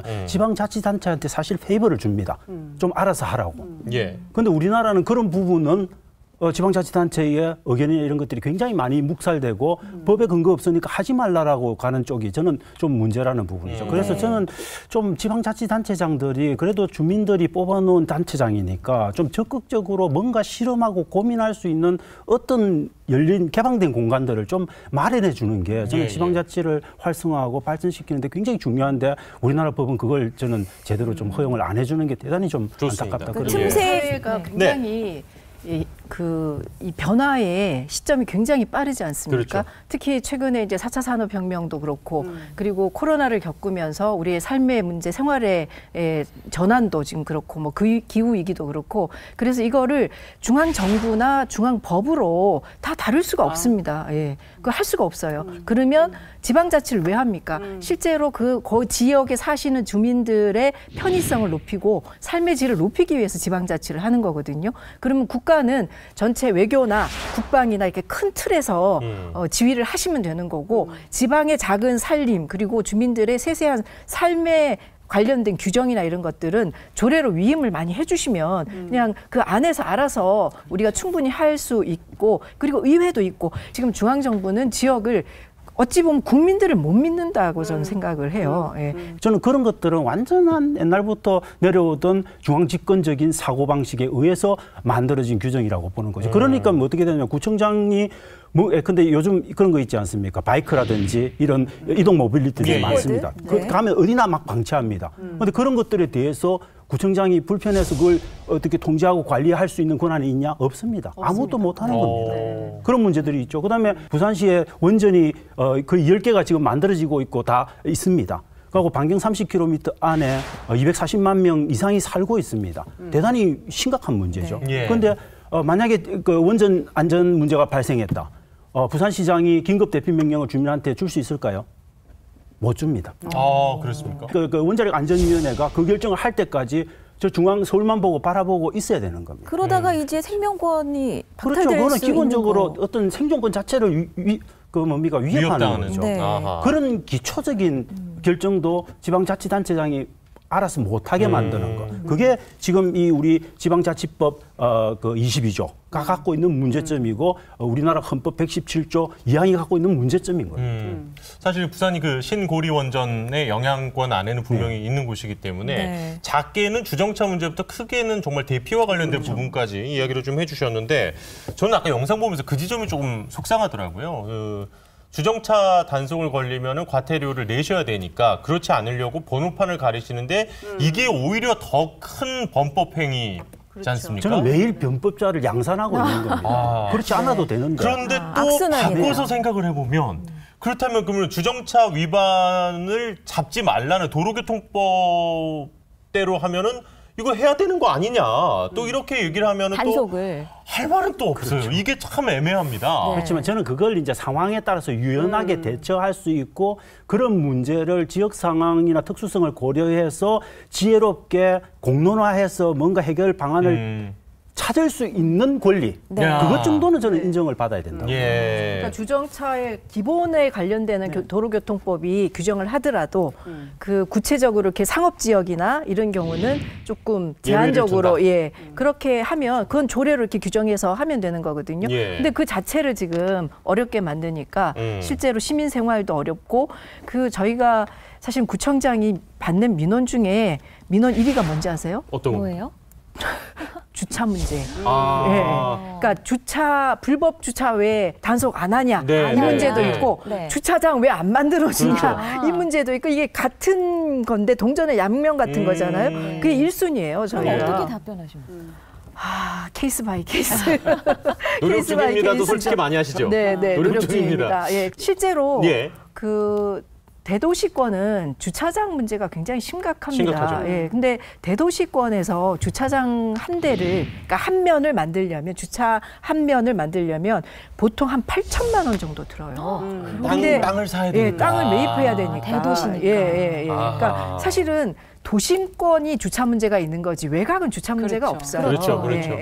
그 문제를 이제 슬기롭게 잘 해결하려면 기본법 하에 그 지역에 맞는 특색 있는 조례를 만들어서 조금 탄력적으로 운영하도록 하면 이 문제도 조금 해결이 될 텐데 헌법에 위배되지 않으면 그냥 가면 되는 거 아닙니까? 왜 법률이라는 거를 규정을 하는지 그 법령에 한도 내서 해야 된다고 얘기하는지 저는 정말 이해가 안 돼요. 아까 일부에서도 법령이 진짜 별로다. 법률이면 모르겠어도 뭐 이런 얘기도 나왔고. 그러니까 한 글자 차이가 굉장히 커요. 그렇더라고요. 그 차이가 크지는 않습니다. 근데 아까도 말씀드렸듯이 법령이라 하더라도 법령들이 명령이 그 법률 자체를 위반할 수는 없기 때문에 뭐 그런 문제는 있긴 한데 저는 아무리 좋은 조례를 만들어봤자 결국 그 조례의 형식이나 이런 것들 그다음에 내용적으로 법규 체제와 안 맞다 이러면은 그냥 다 사장되는 겁니다. 지금 행안부가 그런 자치법규 심사를 해가지고 1년에 엄청나게 많은 조례들을 다 죽이고 있습니다. 그 조례 중에는 물론 형식상 안 맞는 조례들도 많고 정말 터무니없는 조례들도 많지만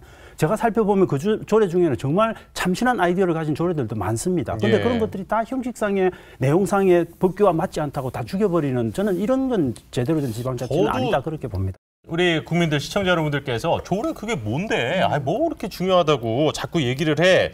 그렇지만 이 자치입법 아까 말씀드린 이 조례라는 것이 제대로 작동을 했을 때 얼마나 실생활에 큰 변화가 있는지 저희가 실제 사례를 한번 준비해봤거든요. 화면으로 한번 만나보시죠. 우리나라에는 광역자치단체와 기초자치단체를 합쳐 총 243개의 지방자치단체가 있습니다. 지방자치단체에서는 해마다 다양한 조례를 발의하는데요. 우리 삶의 질을 높여주고 일상과 밀접하게 연결된 조례. 지방자치가 부활한 1991년 전국을 떠들썩하게 만든 조례가 등장합니다. 바로 청주시 행정정보공개 조례인데요. 당시 조례안을 대표 발의한 박종구 전 청주시의원을 만나봤습니다. 저희 집 남문로 2가에 6층짜리 건물이 있는데 그 건물이 금이 가고 파손이 정도가 넘쳐가지고 그 사업주를 좀 알려달라 하고 시장한테 요구하니까 알려줄 수가 없다는 거예요. 당시는 정보가 일부 권력층의 특권처럼 여겨지던 시대였습니다. 세금으로 운영되는 시 운영이 공무원들 것이다 하는 양으로 공무원들이 된다 안 된다 하는 좌지우지하는 시절이라 그거는 부당하다. 청주 시민이라면 누구나 행정정보를 확인할 수 있는 것이 조례의 핵심이었습니다. 그 시절에는 보안대가 있었어요. 보안사. 거기에 끌려가면은 아마 10에 9번 다 무릎을 꿇고 이렇게 승복하는 때인데 조례안을 취소를 해라. 이렇게 해가지고 보안대 끌려가가지고 대의한테 요구를 받았어요, 내가. 1991년 7월 24일 압도적 표 차이로 청주시 본회의를 통과한 행정정보 공개 조례. 하지만 상위법이 없다는 중앙정부의 반대로 시행되지 못합니다. 내무부에서 청주시장에게 제의 요구를 해가지고 의회에서는 다시 행정심판을 받기 위해서 대법원에 제소를 한 거죠. 1992년 대법원이 합헌이라 판결하며 비로소 청주시 행정정보 공개 조례의 효력이 인정되었고 1996년 국회에 공공기관의 정보공개에 관한 법률의 제정까지 이어집니다. 최하위법인 조례가 법률의 시작이 된 역사적인 사례. 주민이 직접 요구하고 우리의 권리를 보호하며 규정할 수 있는 조례. 자치 입법권이야말로 지방자치의 첫걸음이 아닐까요?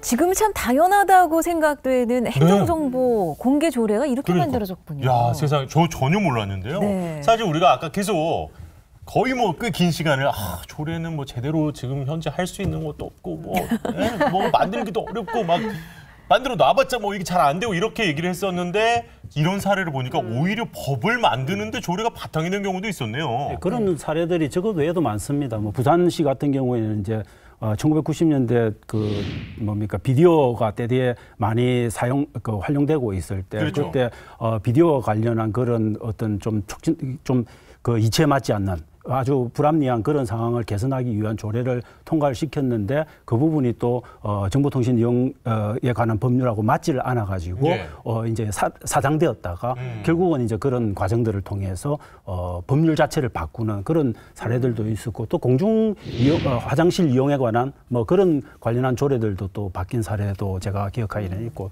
저런 사례들이 굉장히 꽤 많다라고 생각합니다. 아니 정말 선배님들께서 눈을 굉장히 초롱하면서 보시더라고요, 부장님께서. 네, 선배님들께서 굉장히 고생하셨기 때문에 네. 저희가 그나마 더 좋은 조례들을 좀 만들 수 있을 것 같은데요. 실제로 작년에 코로나 때문에 필수 노동자들이 굉장히 어려움을 겪지 않았습니까? 그래서 성북구에서 필수 노동자 지원 조례를 만들었고요. 그게 오히려 필수 노동자 보호 지원 법으로 최근에 다시 만들어지는, 그러니까 조례가 만들어지고 오히려 법이 나중에 만들어지는 거가 됐고요. 저희도 하나 소개를 하면 저희가 지금 기후위기 시대에 탄소 인지 예산제 조례를 만들었습니다. 지난 4월에 만들었는데요. 그 이후로 국가재정법이 바뀌면서 온실가스 감축 인지 예산 제도가 도입이 되게 됩니다. 그러니까 예전에 왜 주민 참여 예산 제도라는 게 원래 광주광역시 북구에서 먼저 시작했고 울산광역시 동구에서 시작했는데 나중에 지방재정법이 바뀌면서 주민 참여 예산 제도가 제도화되는 그런 과정을 거쳤듯이 이렇게 실제 선순환되고 좋은 조례들이 오히려 정부의 법률을 바꾸는 경우들이 굉장히 많이 생기고 있어요. 저는 근데 오히려 조금 그래서 좀 필요한 거는 좀 기초자치단체장이나 아니면 광역자치단체장들이 적극적으로 좀 공격적으로 그런 것들을 만들어서 사실은 어떤 그 법규에 위반되더라도 결국은 위헌소송이나 행정심판소송으로 가는 한이 있더라도 그런 시도들을 많이 하는 게 저는 굉장히 중요하다고 교수님 생각합니다. 우리 한 건 정도 해가지고 같이 연대해가지고 언제든지 콜만 하시면 아니 근데 사실 그 지방자치법 그리고 저희가 사실 지방자치 30주년 지금 우리가 기획으로 방송을 지금 하고 있는 상황인데요. 이게 많이 지금 전부 개정이 됐잖아요. 사실 전부 개정이 됐다는 건 저희가 그냥 느끼기에는 다 바뀐 것 같다. 전부 개정이니까 왠지 그렇게 느껴지기도 하는데 이거 뭐 얼마나 많이 나아진 겁니까, 이 교수님? 저는 이제 가장 큰 어떤 뭐 좀 발전이다라고 하는 측면이 이게 이제 어떤 법이고 목적 조항, 즉 제1조가 굉장히 중요하거든요. 근데 이제 이 법이 추구하는 목적에 대해서 이제 정의를 하는데 이 목적 조항에 그 지방행정 그 과정에 주민들의 참여를 아주 명시화하고 있습니다. 그래서 그 이 지방의 어떤 행정 과정에 있어서 정책 결정 과정에 있어서 주민 참여를 이렇게 천명을 하고 있는 것이죠. 법 1조에서. 그래서 이런 부분들이 굉장히 의미가 있었다라는 그 주민 주권 차원에서. 그리고 사실 이제 주민 조례 발안이라든지 주민 감사라든지 주민 소송과 관련된 어떠한 그 사항들에 있어서 이전 법에서는 이제 만 19세 이상 이렇게 정해놓은 것을 이제 만 18세 이상으로 이렇게 하향 조정하고 있습니다. 그래서 그런 부분에 있어서는 이제 주민 주권에 대한 어떤 그 발전이 있었다 이렇게 볼 수가 있고요. 그 다음에 뭐 지방 의원들이 사실은 일을 잘하려면요 어떤 정책 지원이나 이런 것들이 필요하거든요. 그렇죠. 그래서 그러한 그 정책 지원 인력에 대한 어떤 임용 이런 것들도 좀 그 이번에 전부 개정하면서 들어갔고요. 좀 아쉬운 것들도 좀 있죠. 있기는. 어떤 부분이 그럼 아쉽습니까? 저 주민 주권에 대한 것들을 목적 조항에 이제 그 명시를 하고는 있지만 제일 아쉬운 부분이 사실 이제 주민 참여를 우리가 어떻게 하면 활성화할까? 사실 제일 그 저희가 손쉽게 조금 할 수 있는 어떤 수단이라고 하면 주민 자치회거든요. 근데 주민 자치에 관한 규정이 사실 작년에 그 개정 과정에서 들어갈 거다라고 많은 사람들이 기대를 했었습니다. 근데 이제 국회에서 논의 과정에서 이 부분이 삭제가 됐거든요. 그 부분이 사실 뭐 이제 저희가 뭐 그 지방자치분권 및 지방행정 특별 체제에 관한 뭐 특별법에 근거를 해서 주민자치회를 운영을 할 수는 있지만 그래도 지방자치법에서 이렇게 좀 근거 조항이 있는 것과 그렇지 않은 것은 굉장히 좀 큰 차이가 있죠. 그래서 그 부분은 저희가 좀 앞으로도 좀 보완을 해 나갈 그런 과제다라고 이렇게 생각을 합니다.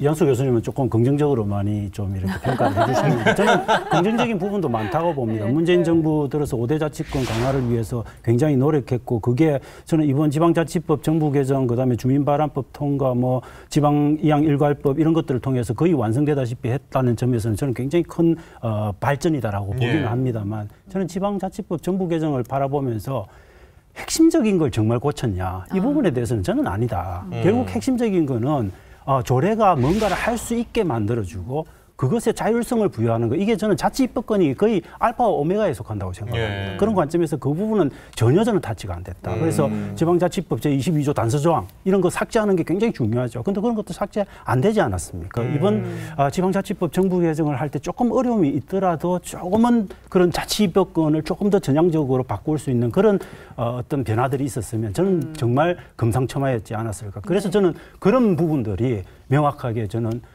지방분권형 개헌을 통해서 해소되지 않으면 지방자치법을 아무리 누더기 개정한다 하더라도 저는 명백히 한계가 있다 그렇게 봅니다. 그 내년에 대통령 선거가 끝나고 지방선거가 끝나면 지금 우리가 87년 체제에서 계속 헌법 체제를 지금 유지하고 있지 않습니까? 87년 체제의 핵심은 독재를 더 이상 못하도록 하는 것과 민주주의를 확장하는 건데 여전히 경제민주주의라는 부분은 안 담겨 있고 그리고 이제 분권 부분도 굉장히 취약하고 또 최근에 여러 사회적 변화, 뭐 기후위기나 이런 것들을 담을 수 있는 것들이 없는 거죠. 그래서 이런 것들을 잘 담는 개헌이 반드시 있어야 되고 거기에 핵심은 분권형 개헌이어야 된다. 그래야지 이게 지방자치법을 다시 바꾸더라도 더 효용성 있는 것들이 나오지 않을까 이런 생각이 듭니다. 그렇군요.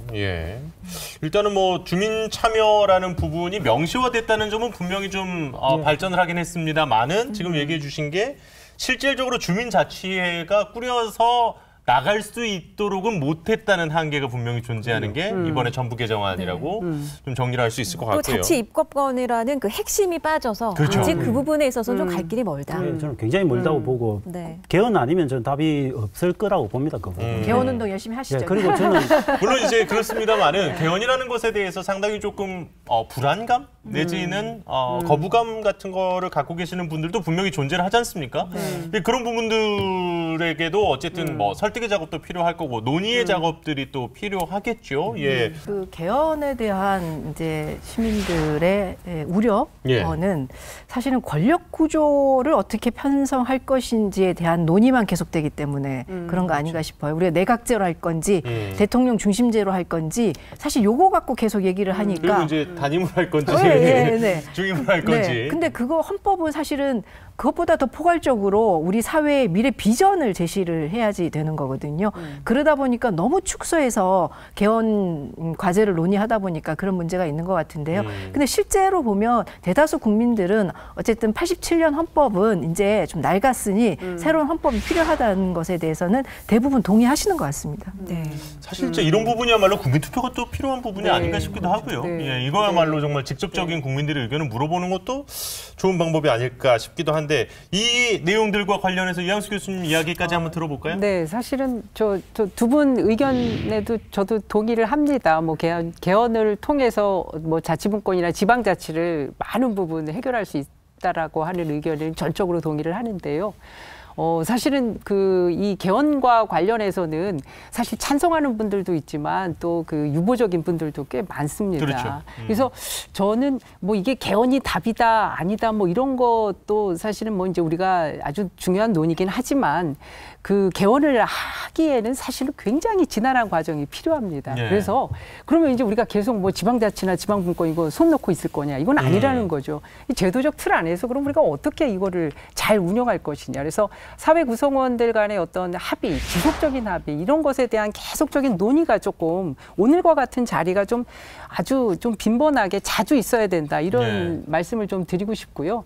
결국은 이런 그 사회 구성원들 간의 어떤 합의 또 이런 논의를 자주 하게 하려면 결국은 일반 국민들, 주민들이 정말 그 지역 현안에 대해서 이야기하고 관심을 가지고 이렇게 보고 이런 것들이 굉장히 중요하지 않나 그런 생각을 합니다. 네. 예, 저는 적어도 지방 분권형 개헌에 관한 사회적 합의는 저는 이미 있다고 존재한다고 봅니다. 왜냐하면 저희들이 분권형 개헌을 하기 위해서 문재인 정부 초기에 많은 사회적 대화들을 해왔습니다. 학회가 하고 법조계도 하고 국회도 하고 다 했습니다. 일반 시민사회에서도 했고. 대부분이 다 지금 우리가 생각하는 적어도 문재인 정부의 개헌안에 담았던 내용들에 대한 상당한 저는 합의에 도달했었다라고 봅니다. 문제는 아까 전에 그 구청장님이 말씀하셨듯이 그것을 권력 구조의 문제와 섞어가지고 같이 취급하는 바람에 이게 어려운 거죠. 그래서 저는 그런 분리를 어떻게 해내고 어떻게 단계적으로 접근할 건가 이게 저는 굉장히 중요하다 그렇게. 그래서 지방정부 역할이 더 중요해지네요. 좋습니다.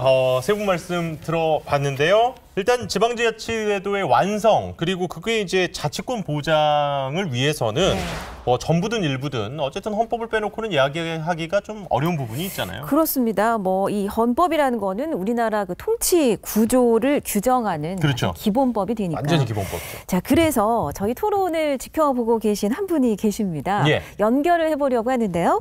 한국입법학회장을 지내시고 현재 서울특별시 인권위원회 위원장이신 건국대학교 법학전문대학원 한상희 교수 연결해 보겠습니다. 네. 한 교수님, 안녕하십니까? 네, 안녕하십니까. 반갑습니다. 예. 자, 오늘 저희가 이제 지방자치 30주년 국민이 만드는 나라 주제가 헌법과 조례 얘기를 하고 있습니다. 우리나라 지방자치와 좀 연관을 해가지고요. 교수님, 헌법과 조례에 대해서 어떤 생각이신지 의견을 좀 듣고 싶습니다. 우선 우리 헌법상의 자치의 의미를 조금 살펴봐야 될 것 같은데요. 저는 지금 이 자리가 광주에서 열리고 있는 세계 인권 도시 포럼이 열리는 공간입니다. 그러니까 평화와 인권의 문제도 국가의 문제가 아니라 도시, 지역 공동체, 우리 생활 공동체의 문제다. 우리가 풀어나가겠다라고 하면서 세계의 지성들이 모이는 그런 자리거든요.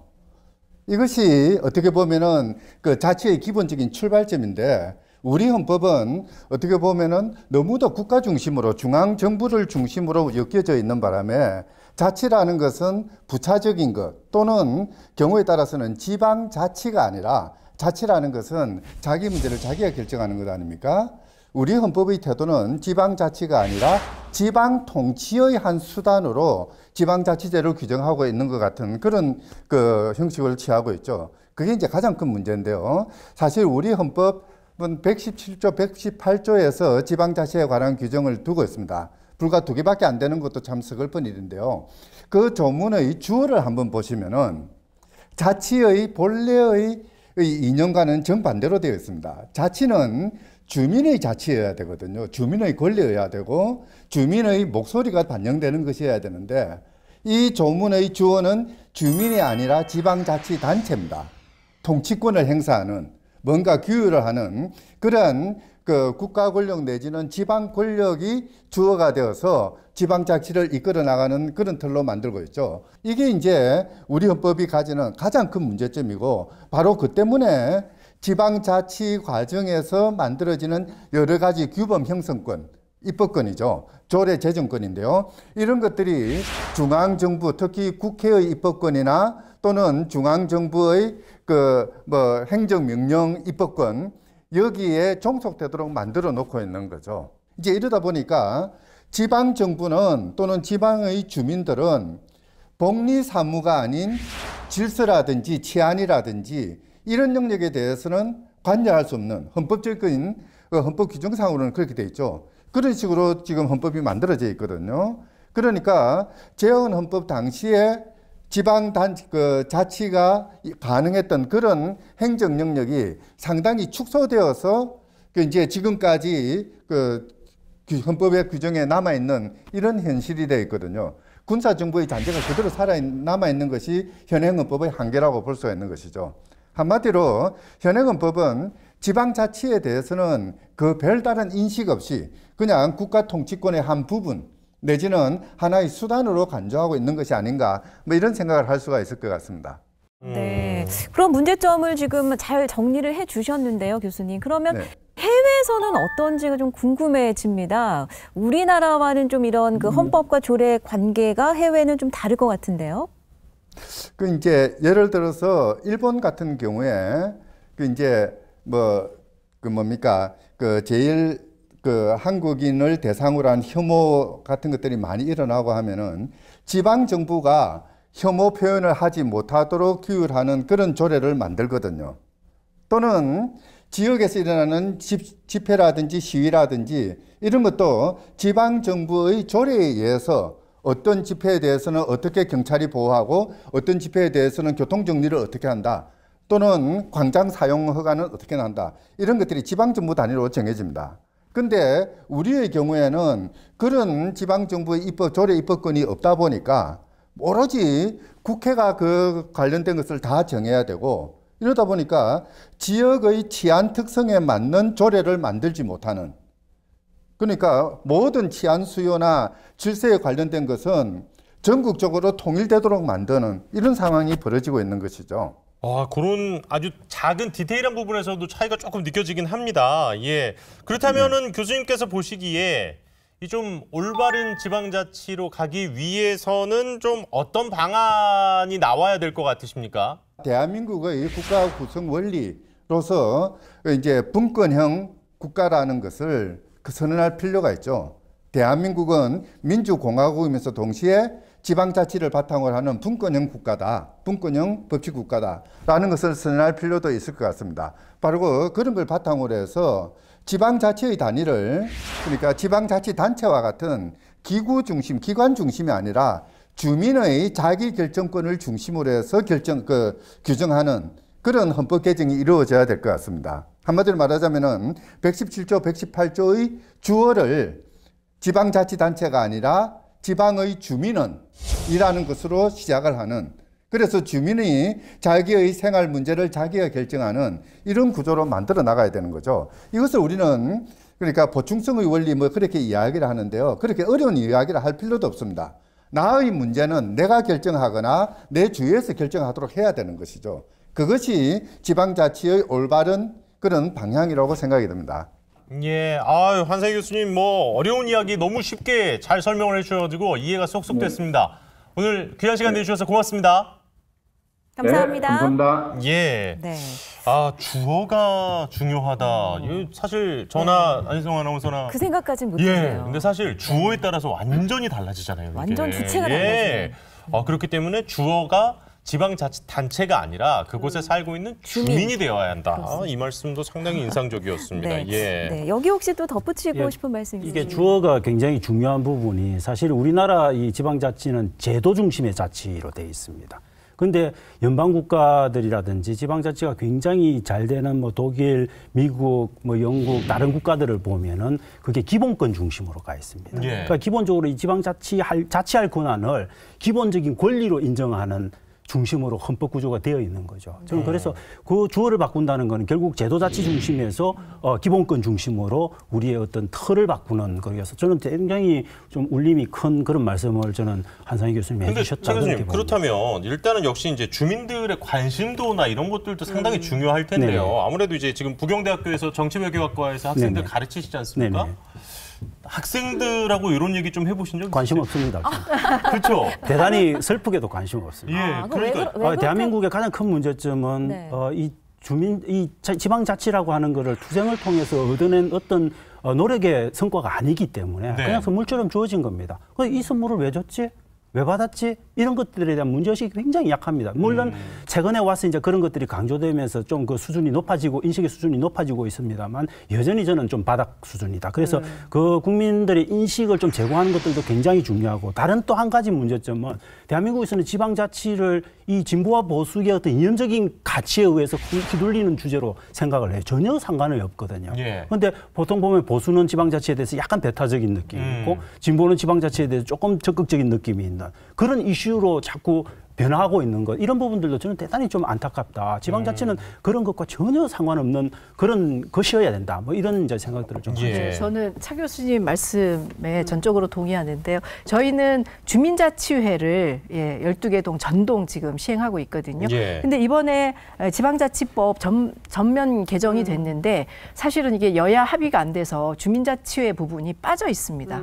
들어갔어야 되는데 아까 차 교수님 말씀하신 대로 이게 정쟁에 휩쓸 문제가 아니거든요. 주민자치회라는 게 진보 보수의 문제가 아니라 그 지역의 문제를 그 지역 주민들이 발굴해내고 그 지역 주민들이 해결해서 그 지역 주민들이 그 해결의 수혜도 그 지역 주민들이 받는 거기 때문에 이게 자치의 기본이 이렇게 가야지 되는 거고 그 연습을 하는 거라고 저는 생각을 해요. 그래서 앞으로는 주민자치회를 열심히 하신 분 중에 의원도 나오고 구청장도 나오고 시장도 나오고 이렇게 해야 된다고 생각하거든요. 한상희 교수님 아까 이제 말씀하시는 것 중에 이제 그 단체 자치에 대해서 말씀을 하셨잖아요. 그리고 주민 자치가 없다. 적극적으로 저도 동의를 하고 있고요. 우리나라 그 지방 자치를 보면 사실은 아직도 그 중앙 정부하고 지방 정부 간의 이러한 그 이 관계가 여기서 머물러 있는 것 같아요. 그러니까 아직까지도 주민자치로까지 발전을 못한 거죠. 그래서 향후에는 사실 저 두 분 말씀하신 것처럼 정말로 그 지방자치에 있어서는 주민이 그리고 또 주민 참여나 이런 부분들이 굉장히 강조되어야 된다라는 그런 말씀을 좀 드리고 싶고요. 그리고 조례 부분도 사실은 이제 그동안은 주민들의 이렇게 조례를 발안하거나 이런 부분에 있어서 굉장히 소극적이었거든요.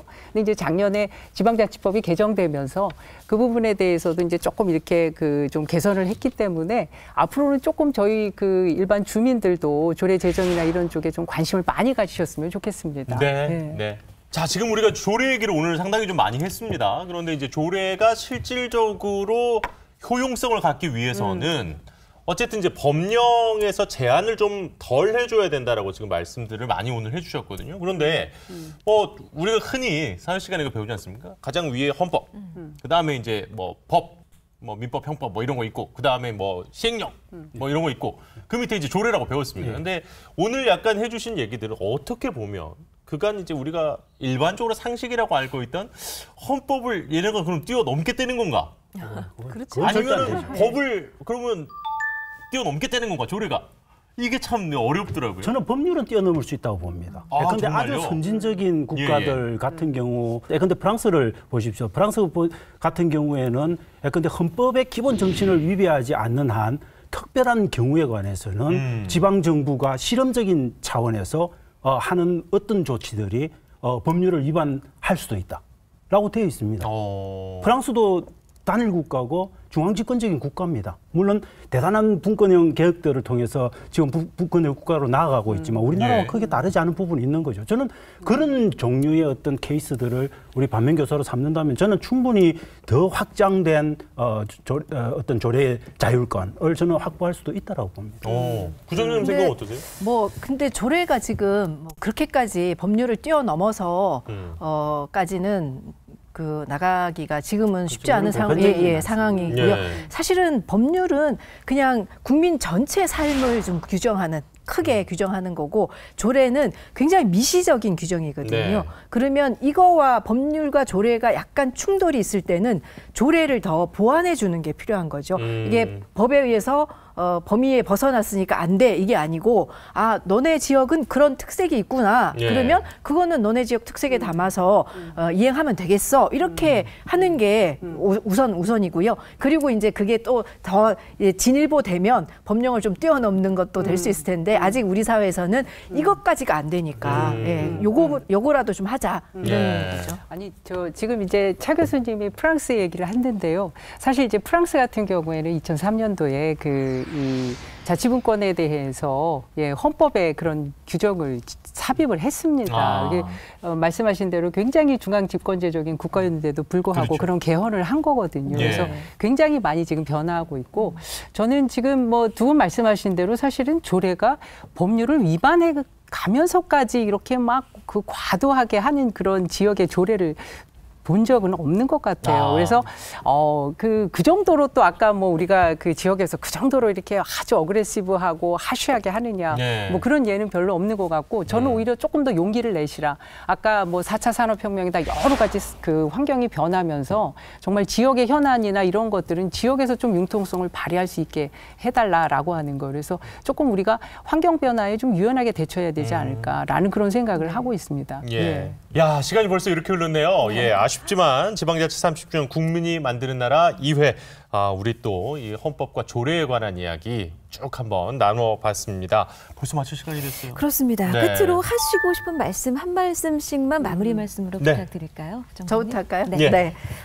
지방자치가 이제 30년이 됐습니다. 드디어 이제 청년기에 접어드는 거죠. 그래서 그간에는 지방자치를 잘하기 위해서 주민들과 지방정부와 의회가 노력하는 서로 머리를 맞댄 시기였다면 지금은 내용을 갖고 이제 열심히 달려갈 시기인 것 같습니다. 물론 아직도 취약한 자치행정권, 자치입법권, 자치재정권이 더 확대돼야 되는 거는 더 말할 필요도 없을 것 같고요. 그 확대를 같이 노력하면서 우리 지역이 정말 주민들의 삶이 행복해지는 그리고 주민 자치를 통해서 주민들의 효능감이 훨씬 높아지는 그런 지방자치를 만들기 위해서 저는 이제 당사자니까 더 열심히 노력하겠습니다. 잘 부탁드리고요.